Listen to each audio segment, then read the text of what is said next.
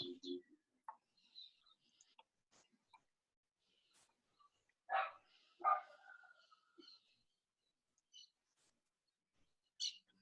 eu só voltar uma coisinha aqui, pessoal.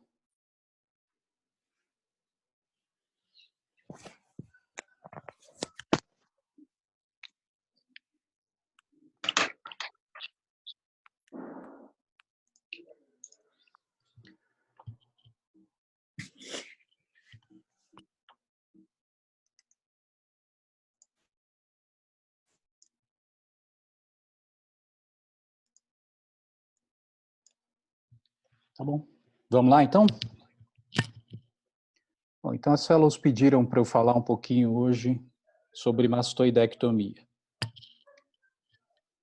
E a gente vai abordar esses tópicos, né, alguns princípios, as indicações e a técnica básica da mastoidectomia. Por que a gente faz uma mastoidectomia? Quais são os objetivos dessa cirurgia? No nosso dia a dia aqui na escola, o principal é o controle ou então a resolução de um processo infeccioso da orelha média. Muitas vezes, ela pode ser utilizada só como uma via de acesso. Você quer fazer alguma intervenção sobre o facial, se você quiser fazer um implante coclear, descompressão de saco endolinfático, que a gente faz muito pouco, mas ainda assim é uma via de acesso para essa cirurgia, ou então a via de acesso para alguns tumores. Quando você associa a mastoidectomia com a timpanoplastia ou então a reconstrução da cadeia ossicular, você quer também proporcionar ganho auditivo para esse paciente. Tá? Então, os objetivos principais são esses daqui. E o que a gente quer que vocês... quais os tópicos que eu quero que vocês tenham nessa aula? São esses daqui, alguns básicos. A anatomia cirúrgica do osso temporal, é claro que a gente não vai falar de toda a anatomia do osso temporal, todos os nomes, mas alguns itens que a gente considera mais importantes. Quais os princípios dessa cirurgia? Tentar entender esses princípios, quais as principais técnicas e quais as indicações, tá certo? Eu montei essa aula não só para as fellows, mas também para os residentes. Então vamos fazer só uma retrospectiva. Essa é uma classificação que é super simples e tem grandes falhas, mas eu considero ela como uma das mais fáceis de entender, principalmente na residência, né? É uma classificação bem didática, né? Ela classifica a otite crônica em supurativa e não supurativa. As não supurativas se considera as perfurações, que chamam de otite média crônica simples, ou então a otite média crônica secretora. Das supurativas, tem a divisão clássica em não colesteatomatose e colesteatomatosa, e a classificação do colesteatoma, né, também bem conhecida como congênito, adquirido, e o adquirido como primário ou secundário. Né?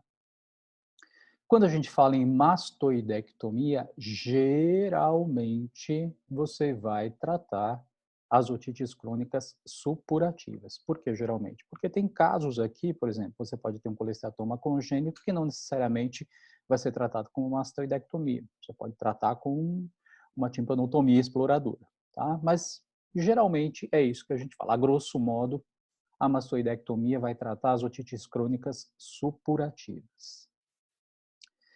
Porém, existem alguns casos de cronicidade que não necessariamente estão relacionados à atividade da doença.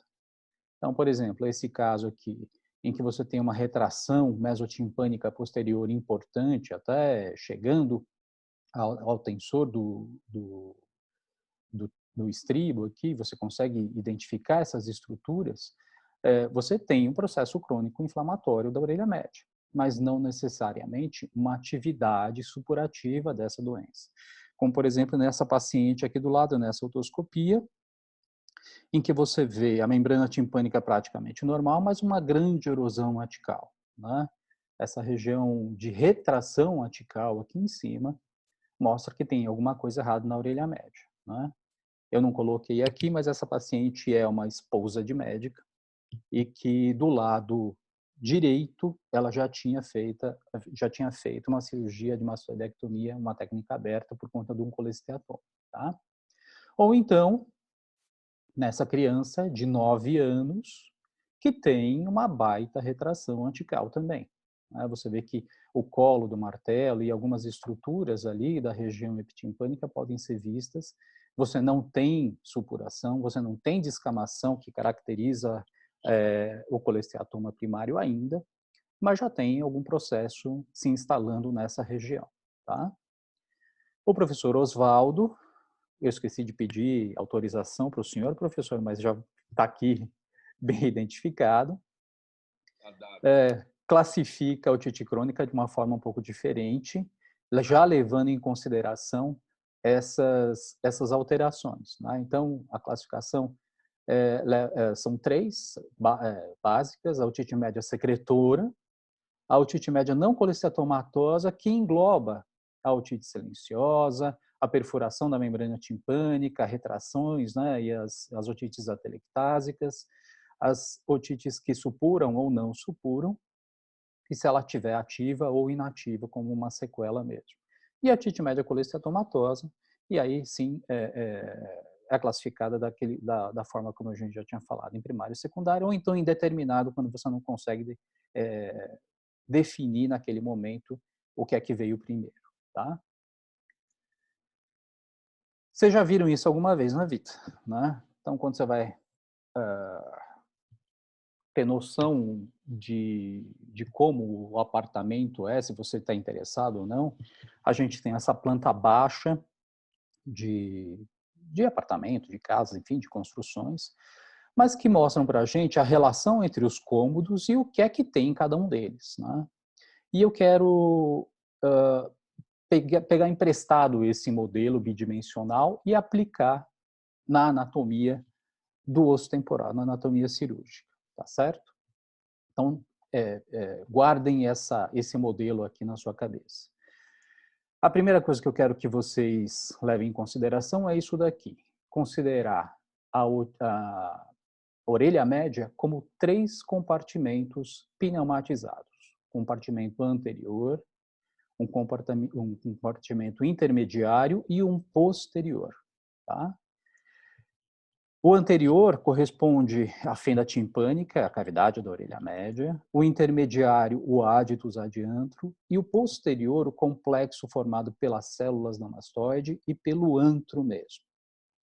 É claro que em cada um desses locais tem estruturas específicas, mas é essa sobreposição que eu quero que vocês guardem na sua cabeça, tá? Na fenda timpânica, a gente tem cadeia ossicular, principalmente, martelo e bigorna. O corpo da bigorna e ramo curto da bigorna ocupam essa região do compartimento intermediário. Tem a membrana timpânica também. E nessa região posterior, no compartimento posterior, todas as estruturas que a gente já está classicamente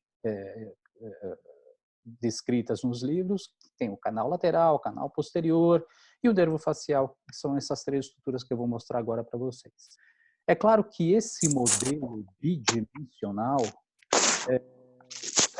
é super clássico, muita gente conhece, mas nem sempre é suficiente para você entender o que acontece ali dentro.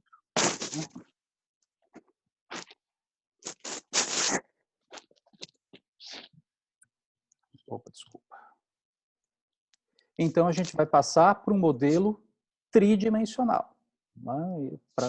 É isso que vai mostrar para a gente quais são as relações entre essas estruturas todas, esses compartimentos todos. Então, mantendo esse modelo dos 3 compartimentos, eu quero que vocês considerem esses compartimentos como esses espaços da orelha média. E que esses espaços, funcionalmente, funcionam como uma coisa só, né? São 3 compartimentos que se comunicam, né? São 3 compartimentos comunicantes. E é claro que se a gente vê isso de uma outra perspectiva, a altura de cada um desses compartimentos é diferente. Então, voltando àquela história ali, a comparação com a planta baixa de um apartamento, o pé direito de cada um desses cômodos é diferente, varia em cada um dos compartimentos, tá?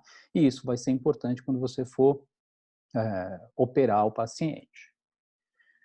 Vamos fechar esses 3 compartimentos com um teto de gesso, vai? Mantendo ainda essa comparação com o apartamento. Além desse teto de gesso, a gente vai ter algumas estruturas, por exemplo, aqui no teto do compartimento anterior, você vai ter membrana timpânica e a cadeia ossicular. Ligado a membrana timpânica, o conduto e lá em cima o pórus acústico externo, né, ou meato acústico externo. Toda essa altura aí tem algumas outras estruturas, mas esses 3 compartimentos são aerados pela tuba auditiva, né? A gente não pode esquecer da tuba que está ali na frente também. Mas o teto desses 3 compartimentos a gente pode considerar como sendo a cortical óssea da mastoide. E o teto, né, a espessura desse telhado é uma coisa mais alta mesmo, né? E é que corresponde ao comprimento do conduto auditivo externo. Se a gente fizer a transposição para o nosso modelo, então aqui em cima a gente vai ter a superfície do processo mastoide e todo esse espaço aqui vai corresponder ao que a gente chama de cortical óssea, tá? Lembrando então essa sobreposição dos nossos modelos, né? Desculpa, porque eu não sou um ótimo, eu não tenho AutoCAD para fazer todas essas coisas em 3D, mas eu espero que vocês tenham conseguido imaginar essas relações todas, né? Então vamos lá, a gente vai abrir a mastoide e vai chegar às estruturas ali da orelha média, né? Mais especificamente da parte posterior, então desse compartimento posterior.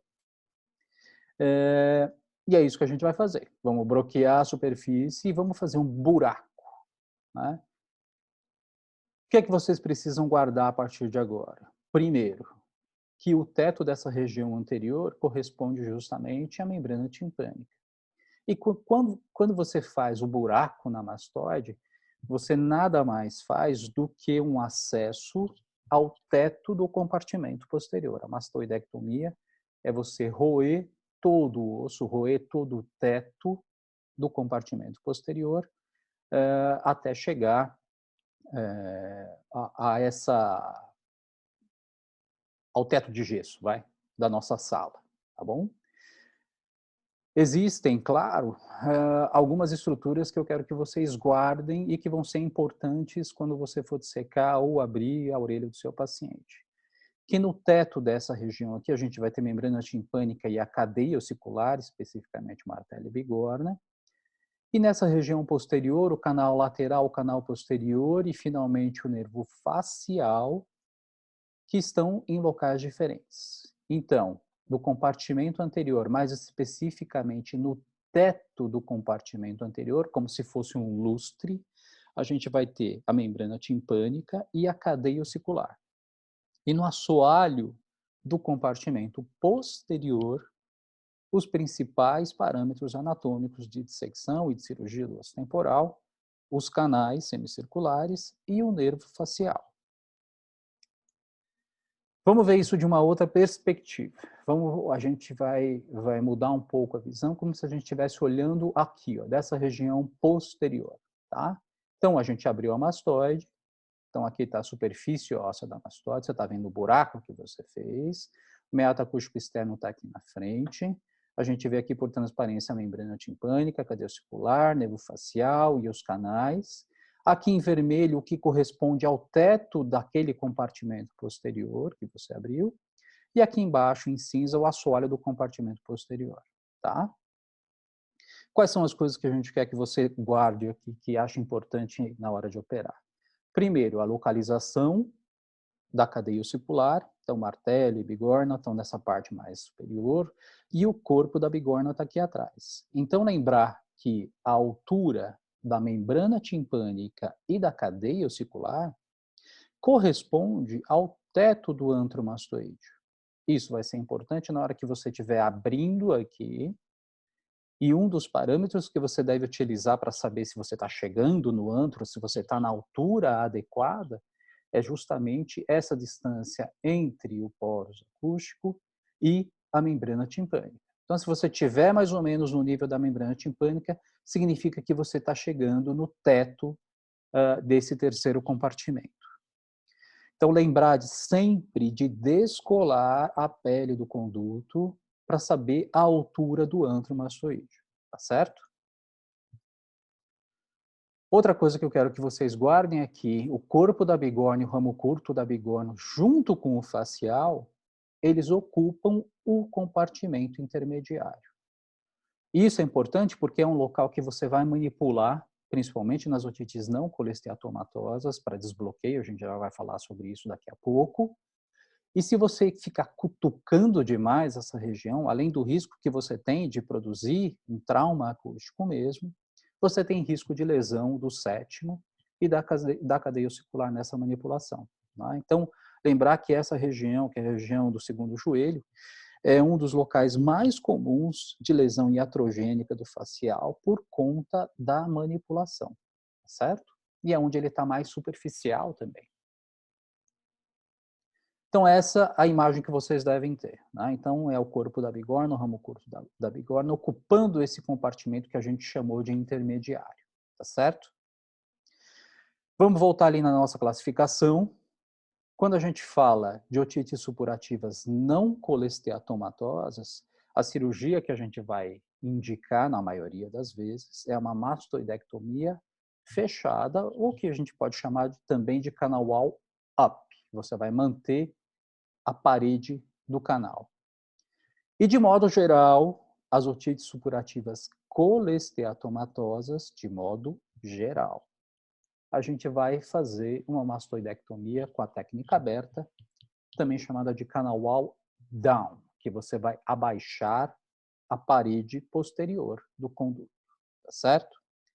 Geralmente em residentes, tá? Não é sempre, né? Como eu falei, tem colesteatomas congênitos ou até colesteatomas primários que você consegue remover todo o conteúdo mesmo, e às vezes você pode fazer uma técnica fechada, né? Ser mais conservador, tá certo? Então vamos falar um pouquinho então de mastoidectomia fechada ou a chamada canal wall up. A primeira coisa que vocês devem fazer não é a incisão retroauricular, é reavivar as bordas da perfuração. Fazer uma otoscopia com microscópio, ver o que acontece na membrana timpânica, identificar a perfuração e reavivar. Por quê? Porque nessa hora a membrana timpânica está mais estável, né? Ela não está toda descolada, não está toda mole, e para você reavivar as bordas da perfuração é mais fácil, tá? A partir daí você faz a incisão retroauricular de Wald, a incisão ao acesso posterior, a retirada do enxerto da face temporal. Aliás, desculpa, porque agora que eu percebi que está fora de ordem, a gente tem que fazer primeiro a confecção do retalho periosteal, com o pedículo anterior, tem periósteo e tem tecido celular subcutâneo aqui também, né? Mas o pedículo anterior, quando você vai fazer uma técnica fechada, e a partir daí você, então vamos voltar um pouquinho, a retirada do enxerto da face temporal. Lembrar de retirar uma bela fáscia, né? Tirar, principalmente se você tem dúvidas com o que você vai fazer ali de reconstrução, mas tirar uma face adequada aí para a sua cirurgia. A partir daí você vai identificar parâmetros superficiais, que são a espinha suprameatal de Henle e essa área aqui que está cheia de furinhos, chamada de área cribiforme. Existem duas linhas imaginárias também, uma linha que passa na inserção do músculo temporal, também chamada de linha temporal, e uma linha anterior aqui, que tangencia o conduto auditivo externo, né, que corresponde mais ou menos à altura da parede posterior do conduto, e a intersecção dessas duas linhas vai te levar à região que a gente espera que tenha o antro mastoide, que é a maior célula da mastoide, certo?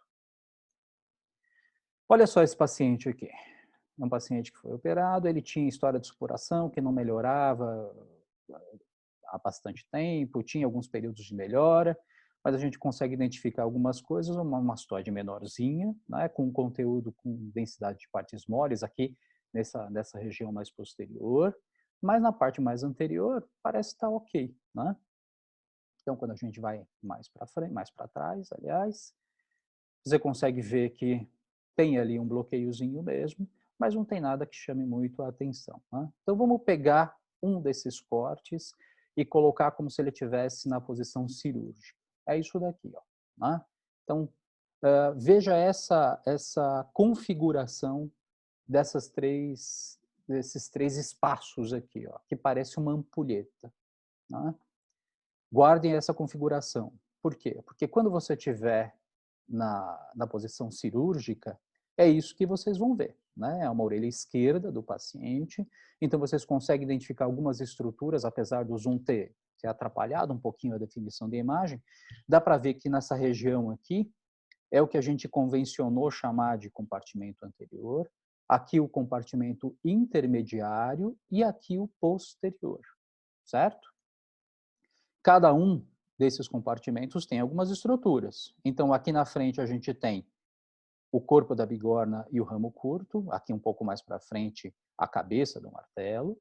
Tem uma outra estrutura ali na pontinha da bigorna, do ramo curto da bigorna, que é o nervo facial. E tem essa outra estrutura aqui embaixo, que é o canal lateral, certo? Então, essas estruturas estão no assoalho do compartimento posterior. Lembra daquela história que a gente falou do assoalho? E aqui em cima, essa linha vermelha corresponde ao teto dos três compartimentos. Aquela linha vermelha que eu mostrei para vocês no modelo que a gente propôs, né? Esse teto dos três compartimentos, que liga os três compartimentos, que é o que a gente vai abrir. Quando você vai entrar com a broca, é ali que a gente vai abrir, certo? Vamos para a cirurgia, então. É o paciente aqui já na cirurgia. Aqui a área onde a gente retirou o enxerto de fáscia. Aqui a linha temporal, né, a inserção do músculo temporal, linha temporal. Aqui o conduto descolado e o jaquetão que foi feito para frente, né? Aquele retalho que foi feito descolado para frente, né? Então você deve identificar os parâmetros superficiais, espinha de Henle e área cribiforme, olha aqui os furinhos dessa região, né? E antes de mais nada, a gente sempre fala para descolar o conduto até o ângulo. Por quê? Porque a altura da membrana timpânica vai te guiar para saber onde que está o antro também. Então, a partir desse momento, você está autorizado a começar a drilagem, a começar a parte cirúrgica que o residente tanto gosta, tá? Quando você começa a drilar, o que você espera é chegar nessa região mais superior, abrir o teto desses três compartimentos, mais especificamente do compartimento posterior, aqui atrás, certo? E é isso que a gente vai fazer agora. Então, a gente está abrindo. Essa imagem do conduto e da mastoide simultânea é interessante. A gente vai abrir, e finalmente, eu dei um stop aqui, a saída de um glú, né? Significa que a gente abriu o terceiro compartimento. Né? E se vocês prestarem bastante atenção, a altura é a mesma. Tá? Então, voltando ao nosso modelo, né? A mastoidectomia nada mais é do que abrir o teto do compartimento posterior, e é isso que a gente vai fazer. Tá? Residentes e fellows também.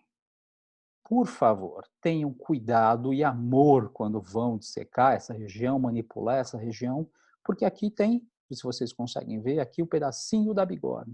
Né? A cadeia ossicular está aqui. Né? O nervo facial está aqui. E se vocês prestarem atenção, o nível da membrana timpânica, a gente descolou até o ânulo aqui na região anterior, o nível da membrana timpânica e do ânulo é o mesmo nível, a altura, que eu quero dizer, do antromastoídeo, certo? Então, quando for manipular essa região, tem que ter cuidado, tá certo? Ouvido não... Isso daí foi uma frase de um rinologista, colega nosso, que falou que ouvido não aceita desaforo, né? Nariz você pode abrir mucosa, fazer laceração, que no nariz dá um jeito, mas ouvido não aceita desaforo, tá certo? Quando você está abrindo a mastoide, é muito natural em fazer esse movimento e acabar fugindo da parede anterior. Né? Isso não é adequado, porque você está fugindo também dos principais parâmetros anatômicos da orelha média. Né? Então, quando você está bloqueando, você deve evitar a formação dessa diferença de espessura do conduto nessa parte mais superficial e profunda. Essa forma aqui, ó, que lembra um pouquinho uma pirâmide, é uma coisa que a gente deve evitar, né? O ideal é que a espessura do conduto aqui siga de forma uniforme para que você tenha acesso a essas estruturas aqui no antro maçoídeo, tá certo? Isso é o ideal. Então, quando você estiver bloqueando, evitar fazer o triângulo inferior no conduto, tá? Vocês devem ouvir, o residente principalmente deve ouvir, fala assim, olha, não, o conduto está muito grosso, né? Afina mais a parede do conduto, diminui mais a espessura. Por quê? Porque quanto mais espessa a parede posterior do conduto, mais você está fugindo dos parâmetros anatômicos necessários para a sua dissecção. Essa é uma peça de dissecção, é uma foto meio antiga, mas fui eu que abri, na época da residência ainda, e vocês veem os principais parâmetros aqui, né? Então, aqui a gente vê o teto, né? Até por transparência dura, aqui o seio, a parede posterior do conduto, meato acústico externo aqui na frente, e a gente vai dar uma ampliada nessa região aqui, ó, tá? Olha só, a gente consegue ver com muito detalhe a bigorna, e essa região pode ser descrita vocês podem ler algumas vezes, como uma região da fossa incudal.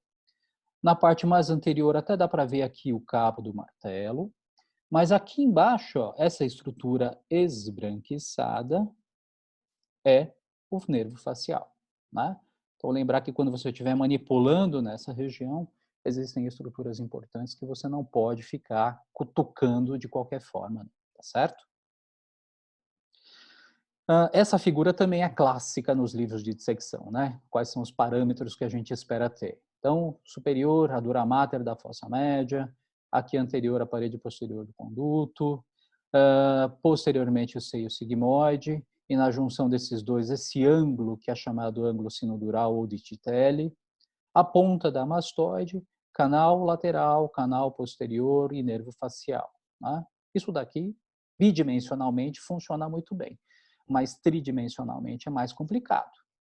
Existe um outro parâmetro também, que vocês podem encontrar, que é chamado triângulo de Trautmann, que aqui na nossa peça de secção está aqui, né? Que é, se você brocar nessa região, você vai chegar à fossa posterior, certo? A dura da fossa posterior. Depois que você identifica esses parâmetros, você vai proceder ao desbloqueamento do ático, desbloqueio do ático. E a técnica que vocês já devem ter visto, os residentes mais novos, é que a gente usa água, né? Então, se esses dois espaços estiverem comunicantes, a água tem que passar de um lado para o outro. Se você tiver um bloqueio, a água vai ficar empoçada aqui, tá certo? Então, vamos voltar para o nosso paciente aqui, ó. A gente abriu a mastoide, vai remover aquela mucosa hiperplásica toda, né, naquela região mais anterior com mais carinho, com mais cuidado, certo? O desbloqueio do ático, que é a região intermediária, aquele compartimento intermediário que eu falei para vocês. Remoção dessa mucosa toda. E aqui embaixo a gente tem o nervo facial, tá? Aqui, ó, essa estrutura aqui é o nervo facial, desculpa, na porção mastoide. Aqui eu estou fazendo uma incisão da pele do conduto para ver melhor o descolamento. Tem que fazer com bastante cuidado também. A pele do conduto é muito fina, muito delgada. A gente levantou e a gente vai testar o bloqueio do ático. Veja que a gente colocou água aqui na mastoide e a água não vai para a parte mais anterior. Então você vai proceder ao desbloqueio. Vai utilizar alguns instrumentos, mas isso daí é o mais classicamente usado aqui na escola, que você passa um algodãozinho, né, a cobrinha ali do algodão, e quando você passa, você acaba desbloqueando, tirando a mucosa hiperplásica, e fazer esse movimento também com muito cuidado. Lembrar que aqui na frente você tem uma estrutura muito importante, que é o estribo, tá certo? Então ali, ó, a gente passou e o ático foi desbloqueado, né? você jogou a água aqui na parte posterior e a água passou para a parte mais anterior, né? Foi aspirada e você conseguiu fazer o desbloqueio, tá bom? Depois que você desbloqueou, tem que colocar um enxerto, né? Que é uma coisa que muitas vezes a gente acha que, não, desbloqueou, está feito e dane-se, coloca o enxerto de qualquer forma. Não, né? A colocação do enxerto, tem que ser uma coisa bem delicada e ajustada também. E é isso que a gente vai fazer agora. Então, olha só, aqui o conduto está levantado, a gente vai colocar um enxerto da face temporal, que vai ser, a técnica vai ser aqui a under, né? Vocês lembram da aula da semana passada do Marcos? E você deve levar o enxerto anteriormente, até a parte mais anterior. Tá? Ou, não sei se o Frasato está assistindo hoje, mas o Frasato ele foi meu R+, e orientava. E ele falava que colocar o enxerto é que nem fazer a cama. Né? Você tem que colocar o lençol e ajeitar depois. Né? Então, é isso que a gente está fazendo ali. Ó. Aqui tem uma parte que o enxerto está dobrado, você tem que colocar adequadamente. E depois que você coloca, você rebate, eleva o enxerto para colocar por baixo o gel Fuan, para que o enxerto ganhe altura e chegue até o remanescente da membrana timpânica. Tá? Então, agora a gente rebateu o enxerto de novo e rebatemos o retalho tímpano-meatal, né? Aqui na parte mais anterior, a perfuração da membrana. Como vocês podem ver, está meio tenso aqui, ó, né? Então, o que a gente faz nesses casos é uma incisão de alívio para que a pele fique mais solta, né? E consiga rebater de forma adequada. Depois disso, a gente bota gel Fuan com pomada no conduto para manter aquele enxerto no local e promover ali uma certa proteção para o nosso enxerto. E depois também colocar pelo conduto, tá? Esse daqui é o paciente no consultório depois de 1 ano. Então, vocês vejam que tem a formação do neotímpano, tem uma coisa um pouquinho diferente aqui, a gente vai falar na próxima vez, porque eu não coloquei aqui, mas a gente fez a reconstrução da cadeia nesse paciente também, mas esse é o aspecto de um pós-operatório tardio, de uma técnica fechada, né? Você faz a otoscopia e vê a membrana timpânica íntegra, com algumas cicatrizes, né? Com algum sinal de recuperação, mas é uma otoscopia que a gente pode chamar que é muito próxima do normal, tá certo? Qual a diferença da técnica aberta? A diferença é que nessas estruturas todas aqui, vamos retomar o modelo que eu falei dos 3 compartimentos, o que a gente vai fazer é abaixar o muro. Essa região aqui vai sumir. A gente vai bloquear. Então, voltar aqui, ó. Essa região, que é a parede posterior do conduto, a gente vai bloquear e vai comunicar, né, os 3 compartimentos. Tá? De modo que, quando você for fazer otoscopia no pós-operatório, se você mudar um pouquinho o seu ângulo de visão, você vai ser capaz de ver toda a parte da mastoide também. Certo?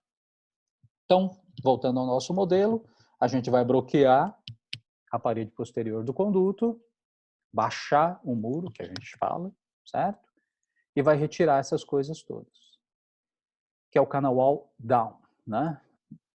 Essa foto é de uma peça de secção, mas não é minha, né? Se não me engano, acho que foi o Buda que me emprestou, mas vejam que é uma orelha direita, e a gente consegue identificar algumas estruturas interessantes aqui, a bigorna, na parte mais anterior o martelo, aqui atrás esse osso mais liso, quando comparado com a porosidade do osso ao redor, é o canal semicircular lateral, e essa região anterior aqui é o nervo facial, tá certo?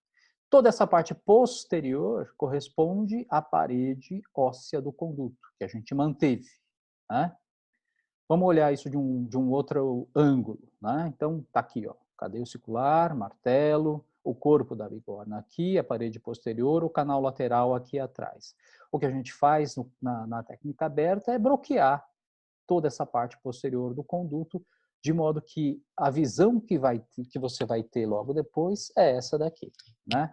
Uma comunicação dos 3 compartimentos. Aqui foi retirada a bigorna também, mas você consegue ver aqui o estribo nessa parte mais anterior, tá certo?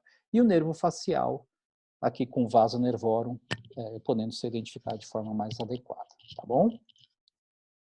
Então, depois que você retira a parede posterior do conduto, você tirou a parte óssea, mas a parte da pele, né, ainda continua. Então, você deve fazer uma incisão da pele, rebater essa pele e dar pontinhos para que aquilo fique preso. A mastoidectomia radical não é só isso daqui. Você abriu, você fez uma técnica aberta, mas a mastoidectomia radical pressupõe que você vai tirar a membrana timpânica e a cadeia ossicular. Muitas vezes você acaba deixando o estribo e obliteração da tuba auditiva.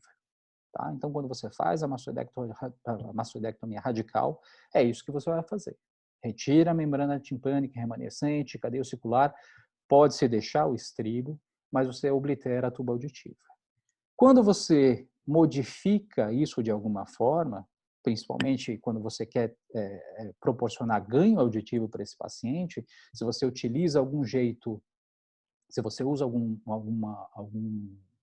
alguma técnica de reconstrução da cadeia ossicular, ou então de timpanoplastia, então a gente vai chamar de mastoidectomia radical modificada, né? Uma técnica aberta modificada, tá certo?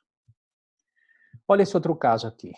É uma médica de 61 anos, ela teve BEL quando tinha 16 anos de idade e fizeram uma descompressão do facial.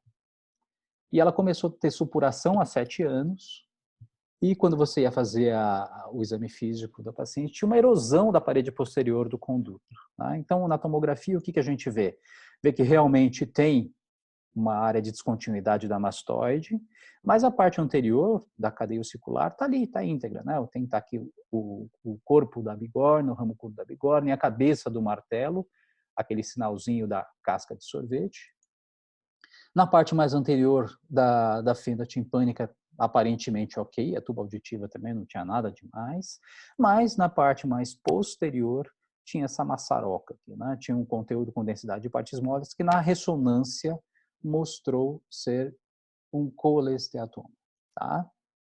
Então essa a gente pulou toda a parte inicial, mas aqui para vocês se localizarem, também é uma orelha esquerda, aqui está a pele do conduto, aqui está o conduto descolado, a mastoide aberta, e aqui a parede posterior óssea do conduto, tá certo? Então o que a gente vai fazer é o bloqueamento da parede posterior, com bastante cuidado. Às vezes a gente coloca algum protetor aqui na frente, né? O pedacinho daquele envelope metálico do catigu ou do vicryl. E é isso que a gente faz, a gente retira tudo. E aqui a gente está colocando um enxerto de face temporal no remanescente timpânico que está aqui embaixo, o rebordo. Né? E lembrar que quando você vai colocar o enxerto, você tem que ter bastante cuidado também. Né? Tem que manipular com bastante cuidado, com bastante delicadeza, a colocação do gel fuan na parte mais inferior para dar sustentação ao nosso enxerto. Lembrar que nessa paciente o facial estava descoberto, né? Não só descoberto, né? Tinha sido feita uma descompressão, mas a bainha estava aberta também. Então a gente colocou esse enxerto para proteger, para fechar a membrana timpânica, mas principalmente para proteger o facial que estava todo deiscente ali, tá certo?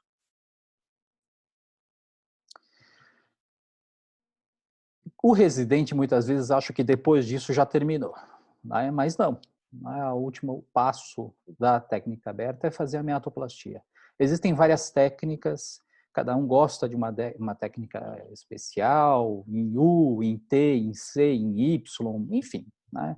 Para cada orientador que tiver na sala, um vai ter a sua técnica de escolha, que gosta mais, que tem mais familiaridade. Enfim, mas o ideal é que você escolha a técnica que você sabe fazer melhor, tá? Esteja mais acostumado, tá? Com ou sem retirada de cartilagem daquela região. Né? O único problema da meatoplastia é esse aspecto, né? Olha só, imagina só você ter uma orelha com um buracão desse, né?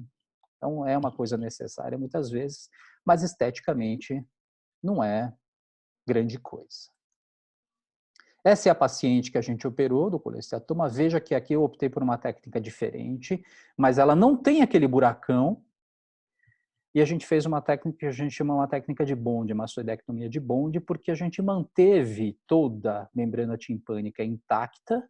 E aqui, quando você vai ver, não tem a parede posterior do conduto. Né? Então, aqui é o que sobrou da parede posterior e aqui é a cavidade da mastoide. Então, quando você faz a otoscopia, é uma coisa só. Né? Aqui você tem a membrana timpânica, não existe a parede posterior do conduto e toda essa parte posterior é a mastoide. Né? Então, você consegue ter o controle da cavidade, que está bem epitelizada aqui. Aqui é mais ou menos 5 meses de pós-operatório, 5 ou 6 meses de pós-operatório, dessa técnica, que é uma técnica que é modificada, que é a cirurgia de Bond. Tá? Aulinha de japonês, no meio da aula de otologia. Esse ideograma japonês aqui, ele tem 2 pedaços. Esse pedaço superior, que significa plantação, e esse pedaço inferior, que significa coração. Né? Por que esses dois estão juntos? Porque quando você junta as duas coisas, é como se você plantasse algo no seu coração. Então, esse é o ideograma japonês para pensar e para lembrar. Né? É o mesmo ideograma. Decorar é saber alguma coisa, decor é saber alguma coisa de coração. Né? Então, o ideograma japonês também tem um pouquinho dessa etimologia aí. Então, quando vocês virem esse caractere, eu quero dizer que vocês devem lembrar algumas coisas. O que vocês devem lembrar? Primeiro, desse modelo da orelha média como 3 compartimentos. Segundo, que a altura, que o pé direito, né, dentro de cada compartimento, varia. Lembra da ampulheta? Que o teto dos 3 compartimentos corresponde à cortical óssea da mastoide. E é isso que você vai abrir. E a mastoidectomia nada mais é do que abrir o teto do compartimento posterior, certo? Então, aqui no teto dos 3 compartimentos, você tem essa linha imaginária. E no assoalho do compartimento posterior, você vai ter os principais parâmetros anatômicos da dissecção. Por que isso é importante? Quem entrou em cirurgia comigo já ouvi falar que fazer a mastoidectomia é você entrar numa sala pelo teto. Se você abrir o teto, não tem problema nenhum. Você não vai ter nenhuma estrutura importante no teto do compartimento posterior e todas as estruturas importantes vão estar no assoalho desse compartimento. Tá? Então, você pode abrir tranquilamente aqui, porque tudo que é mais importante está no assoalho, tá certo? Na altura do assoalho. Lembrar que no teto do compartimento anterior você tem a membrana timpânica e a cadeia, né? Então é como se eles estivessem pendurados aqui como um lustre. E no assoalho do compartimento posterior você tem essas estruturas aqui, né? Os canais, na verdade, e o nervo facial. Lembrar que a membrana timpânica e a cadeia ossicular estão na mesma altura do teto do antro mastoídeo. Né? Então, não esquecer de descolar a pele do conduto até o ânulo, porque isso vai ser o seu grande ajudante na hora de abrir o antro. Tá? A altura do antro mastoídeo vai ser guiado pelo descolamento do conduto. E, finalmente, não se esquecer de evitar de fazer esse triângulo inferior do conduto. Né? Deixar sempre a parede posterior bem fina para que você não perca os parâmetros profundos aqui. Quando você está fazendo o buraco, você não sabe mais onde você está. Você não tem nenhum outro parâmetro superficial ou intermediário para te guiar. Tá? Então, o único parâmetro vai ser justamente a espessura da parede posterior do conduto. Então, evite fazer esse triângulo inferior. Né?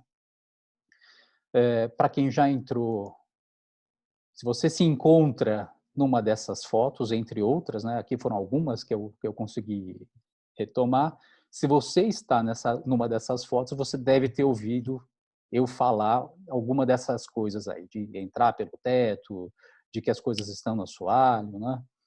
Mas se você não ouviu de mim, você certamente ouviu de uma dessas pessoas que orientou e orienta cirurgias. O professor Oswaldo não estava aqui, mas foi a confraternização de fim de ano da otologia. Então, se você não ouviu de mim essas instruções, você deve ter ouvido de algum dos orientadores que estão aqui nessa foto, tá certo? Operar o ouvido não é fácil. Malandro é o rinologista que opera um lugar que já tem buraco feito, né? Então, o otologista tem que fazer o seu próprio buraco para começar a operar, tá certo? Que é a mastoidectomia. É isso aí, gente. Se vocês tiverem alguma dúvida que eu saiba que eu possa responder, fiquem à vontade.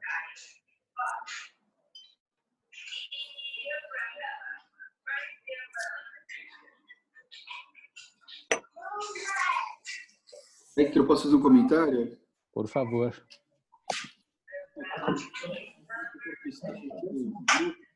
Mas eu queria parabenizar a tua aula. Eu acho que, assim, por exemplo, a gente que está na laringe, a gente não é nosso dia a dia ver esses casos, é uma coisa que eu com a biomesita faz 17 anos atrás, e é muito bom aí uma revisão de uma forma didática brilhante que você tem, faz a gente relembrar vários conceitos e faz a gente ter aquele gostinho de querer voltar a operar o ouvido. Muito obrigado. Imagina. No chat aqui, a Alessandra estava falando. A Alessandra quem que é? Que Alessandra que é essa daqui? E a Lê R2? Professor, pode falar um pouquinho da técnica subcortical? Então, a técnica subcortical é quando você tem um antro muito pequeno. Quando você tem um antro muito pequeno, quando você vai fazer o acesso via retro, o risco que você tem de você lesar algum acaba sendo maior. Então, se você abrir o antro de frente para trás, você já sabe qual é a altura do antro, porque você está descolando o conduto. Então, você faz uma ampliação daquela região a partir de um parâmetro que é profundo e que é seguro e que vai levar você ao antro de forma mais fácil e com menos risco, tá? Depois, qualquer coisa, a gente pode fazer mais desenhos para vocês entenderem, tá bom, Ale? Professor, quer falar alguma coisa? Não, queria só te dar os parabéns, porque é muito legal esse modelo teu, porque a gente sempre fala, ouvido a gente precisa conhecer tridimensionalmente. E você fez um belo exercício aí para a gente imaginar o ouvido tridimensionalmente de uma outra visão, da visão cirúrgica. Só para esclarecer, porque daí a gente está acostumado a falar o teto da cavidade timpânica, o teto da cavidade timpânica, o teto da mastoide. Você, no teu modelo, vira a parede do fundo, entendeu? Uhum. Virou um pouquinho na planta baixa lá. Isso. Você pode falar que é sinônimo do modelo Hector, o teto da cavidade timpânica e da mastoide que dão para a fossa média, virou a parede do fundo. Isso, exatamente. Então, ótimo. Mas é uma questão de referência só, né? De dimensão, perfeito. A parede posterior fina que você mencionou é bastante importante. Só precisa tomar cuidado que, por exemplo, no segundo caso que você mostrou, foi um colesteatoma iatrogênico, provavelmente. Foi. Ele não só afinou demais, como rompeu a parede posterior e permitiu a migração. E a gente já teve aí na escola casos de colesteatoma provavelmente iatrogênico nos casos de implante coclear, por também abertura da parede posterior do conduto. Então, como você falou, operar o ouvido é muito delicado, você tem sempre que prestar atenção em todos esses detalhes. Então, realmente, a gente precisa afinar a parede posterior, mas também tomar bastante cuidado para não abri-la, para não proporcionar essa migração de pele e formar um colesteatoma por defeito da parede iatrogênico, no caso, tá bom? Foi justamente isso que aconteceu. Ela fez essa descompressão e ficou com com essa área. E ele acabou fazendo uma bolsa de retração e um colestatoma a partir daí. Na hora a gente acaba nem, quando a gente vai fazer uma técnica fechada, a gente acaba nem dando muita bola para isso, mas eu acho que a gente tem que começar a ter mais cuidado mesmo. Com certeza, principalmente quando você faz técnica fechada com timpanotomia posterior, que é exatamente o que acontece para o implante coclear, né? É muito importante a gente prestar atenção nesses pequenos detalhes. Super parabéns aí, felicidades e legal o exercício tridimensional. Joia. Mais alguma pergunta, pessoal? O Hector, o Marcão tá falando? Oi, fala, Marcão. Deixa eu ativar meu vídeo aqui. Só pegando um gancho do professor Laércio falou, a gente na nossa época, quando não tinha cirurgia por fibra ótica, a gente não usava ótica na otologia, a gente fazia mais timpanotomia posterior nas mastodectomias fechadas. Né? E hoje os nossos residentes, nossos fellows, eles fazem só no implante coclear. Né? Então eu queria saber a sua experiência, você que orienta os residentes, né? E não só na escola como fora, o que você tem preferido? Você, numa técnica fechada, de repente numa doença mesotimpânica, aquela doença que é difícil de desbloquear o háditos muitas vezes, você tem feito a timpanotomia posterior ou você prefere usar a ótica e olhar o mesotímpano e não abrir a tímpano posterior? Não, eu prefiro usar a ótica mesmo. A ótica angulada acaba dando uma noção melhor do que está acontecendo ali em cima, mas eu prefiro evitar a timpanotomia posterior. A timpano posterior eu só faço se tiver algum sinal de colestatoma naquela região, né? Mas para técnica fechada eu não costumo fazer. Eu não sei se o professor Laércio gosta de fazer isso ou não, ou você mesmo, mas eu particularmente prefiro colocar uma ótica e tentar desbloquear ali. Você costuma fazer o quê, Marcão? Você gosta de abrir? Não, eu tenho usado a ótica, acho que 90% dos casos a gente consegue limpar bem, a não ser quando você tem um recesso facial um pouquinho mais fundo, ou um seio timpânico um pouco mais profundo também, que mesmo assim, fazendo a tímpano posterior, não é possível muitas vezes acessar o seio timpânico muito posterior, né? Então a gente tem feito realmente bem menos timpanotomia posterior, as mastoidectomias. Sim. Eu acho que a timpanotomia posterior ajuda também a ventilação da orelha média, né? Quando você tem um háditos muito estreito, você não quer, de repente, você não quer desarticular a cadeia, não quer tirar a bigorna, naqueles casos em que a cadeia é íntegra, né? Então, a timpanotomia posterior ainda ajuda nesses casos, mas realmente acho que a gente tem feito muito pouco, né? Também tenho feito pouco, tenho tentado usar mais a ótica também e em casos a timpanotomia posterior normalmente você faz em colestatoma mesmo, né, que atinge o recesso do facial. Então, realmente com a ótica a gente tem conseguido o suficiente para evitar esse passo cirúrgico, que é um pouquinho mais complexo do que só o acesso ao ângulo, né, e a dicotomia anterior. Perfeito. Tudo bem, mais alguma dúvida, alguma consideração? Joia. Então, pessoal, por hoje é só. Semana que vem, a aula vai ser de STAPE2, STAPE-DE com testa.